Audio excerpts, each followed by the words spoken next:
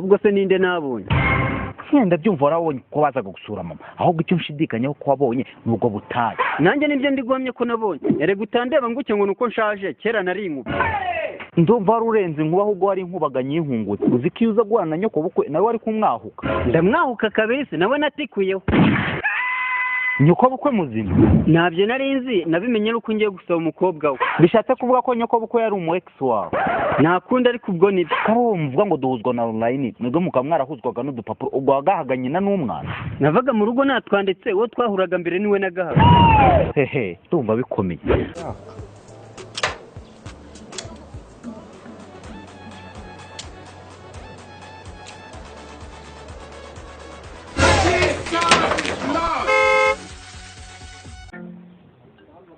Ego sha ariko abakozi b'Imana ntago turi za mayibobo ngewe ntago naza gukorera utwo dufaranga bwana ibihumbi ijana wumva ari amafaranga ho nimutabigira 200 mu bireke narigize ibiki nta kintu mvuga yes nahimbazwa umeze neza ariko wanshakaga ko nagushakaga se cyane ntacyo yegera hano umva nimutagira 200 mu bireke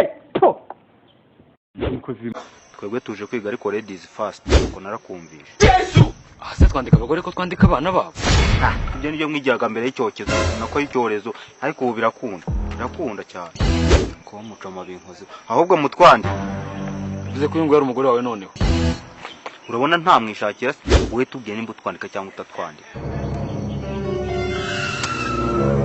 ko ni mumbwira amazina yanyu mbandike Yes Patino, niyo sheri wawe mushyase.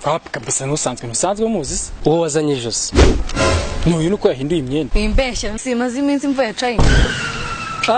Usiko narimbye baje n'umuturanyi duturanye twiganye wari wansuye. Kandi utarize. Usiko ndi ikigoryo narimbye baje. Nako no turirimbana muri korali yarapfa ku musigiti. Yes we. Ibyo tubyirengagiza ahubwo hari umukobwa